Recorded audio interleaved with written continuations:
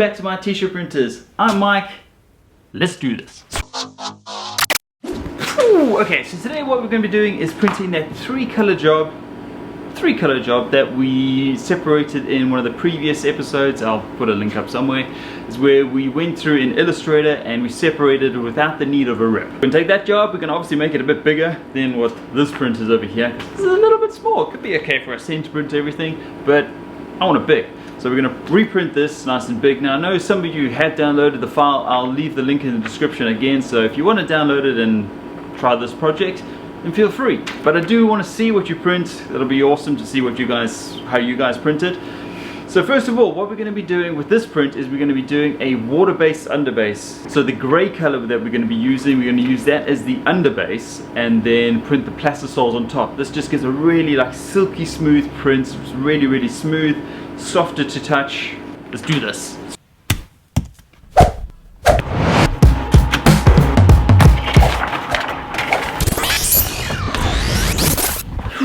Okay, so one of the first things you got to do after we printed our posies out is make sure that the posies align here as stage 1. Well, that would kind of be stage 2 after you've done it on the computer. But you got to make sure that they align together perfectly here, because if they don't align here, they ain't going to align over there. So one of the tips I can give is, if you haven't got a light box, which you're going to go work on in a second, just put a white piece of paper down and just put one sheet and try and make sure they align to the others. I used to use paper for years. I just got a light box now because I'm kind of running out of places to put stuff down on tables. That's why everything's on the walls. Okay, let's head on over to the light box. Okay, so this is my light box over here where I check to make sure everything's aligned. Basically, I've got a little carrier sheet on here that I use to stick my posies to and to double check that they all line up. So let me get on with that. You guys just sit there and relax. I'll do all the work until later. And then you guys can come and clean down the screens when we've printed all the ink on them. Print party, but I won't be here. Let's just get these things aligned.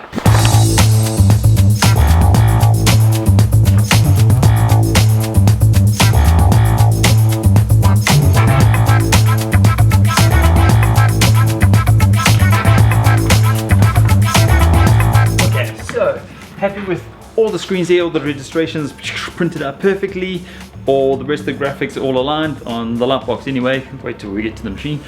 And so let's go grab some screens, get them in exposure unit. But before I do that, I think I gotta clean down this one screen that I can't left on Friday. You know, it's that Friday feeling. Just wanna get out of here. And not that I ever wanna get out of here. I mean, yeah. But anyway, so I gotta clean this one screen down. I'll show you the culprit. There it is there. So clean that bad boy down. And then get the new ones on the press and start printing this new design. Let's do this.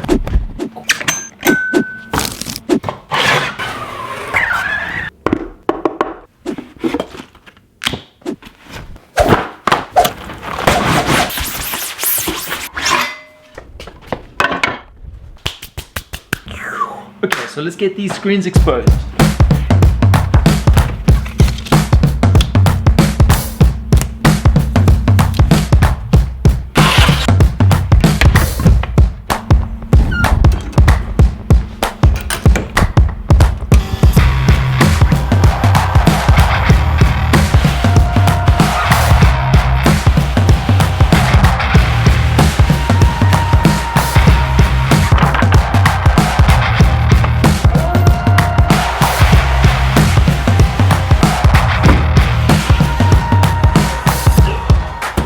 That's the screens drying there.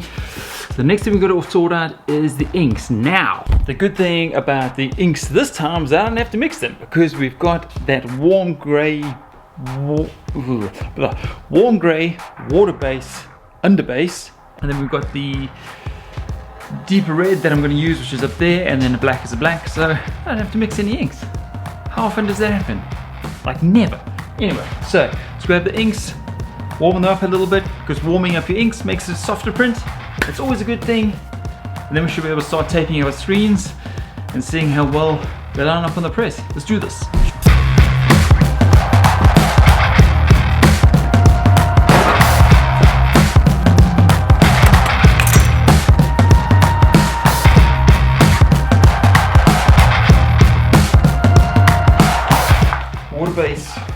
That's all absolutely fine. Don't need to warm up a Waterbase, that's for sure.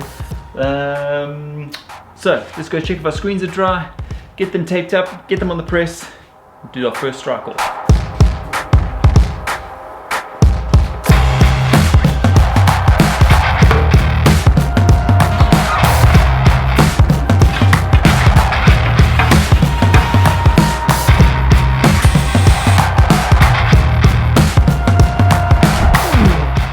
So what I've done, I have put all my screens on. I've got them as lined as I could have, or what I think has, but because it's got a Waterbase in this print, I have this little guide here that I've made on some board, and I've put some double-sided tape, and I just basically stick it to my board, and that'll help me align all my screens up. Now, because it's a Waterbase print, you don't really want to be messing around with trying to align it while that Waterbase is actually in there, especially when you flooded the screen and you can't see the registration marks anymore, because you don't want it to obviously dry on the screen. The Plastisol inks are fine, but the Waterbase, can be a little bit meh. So that's why I've made this little alignment guide, which really does help, and then I don't have to waste so much ink also trying to print and align and print and align. It takes a longer time. Here's the template. Let's get these screens aligned.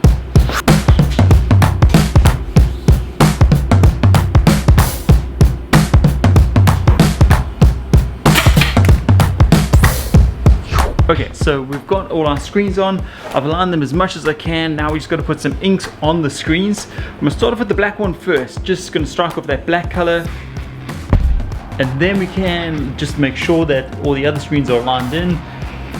And then we can finally start printing. What a process. But that's screen printing. So let's just get some black ink on that screen. Carry on.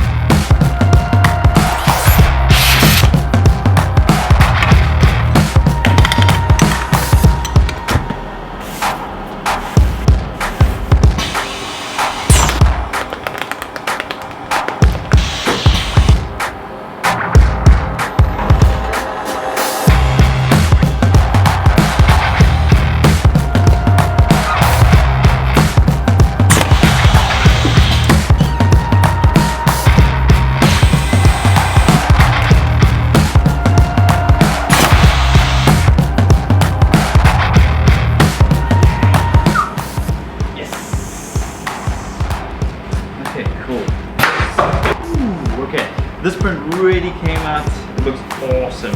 It's got that slightly vintagey look to it because of the grey underbase, so it's slightly dull. I'll probably want to print this with the white as well, just looking at it now. Sometimes I like the prints to pop, sometimes it's cool to have them a little bit vintagey, so to say. So if you have a look at this grey colour over here, it's actually tucked under the entire print, so around the entire border, all around it, it's just tucked in that 0.5 of a point within the print. Now I have made that underbase under the whole thing so that it pops it off the shirt, which is really cool. But where the red and the black are, those are basically just touching one another. So wherever the red touches the black, like here, here, here, here, that's completely butted up. So what I mean by butting up, they're just touching, there's no choke or trap or anything, they're just really nice, crispy, just touching. So what that allows you to do is after you've dried your underbase, you can basically print the two second colors, so the black and the red, you can print them together, and that saves you time. So you can print them wet on wet, and they don't blend or anything like that. So that's the purpose of having them just touching. It just saves some time when you're printing, and also makes a really nice print. So with that all said, let's go get some of these shirts printed out.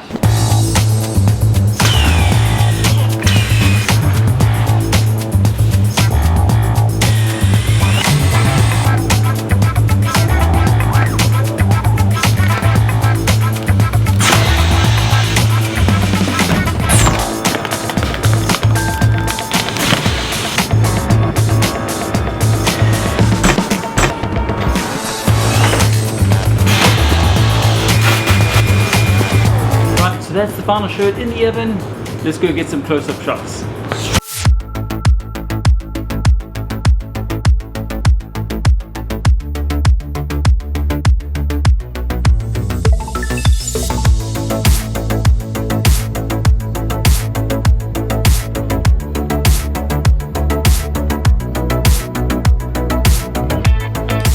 Okay, so I'm really liking how this print came out. Super smooth, just got that more of that silky soft feel to it. I like it. But as I said, what I'm going to do, I'm also going to print this with a white Waterbase Underbase just to give it that extra pop.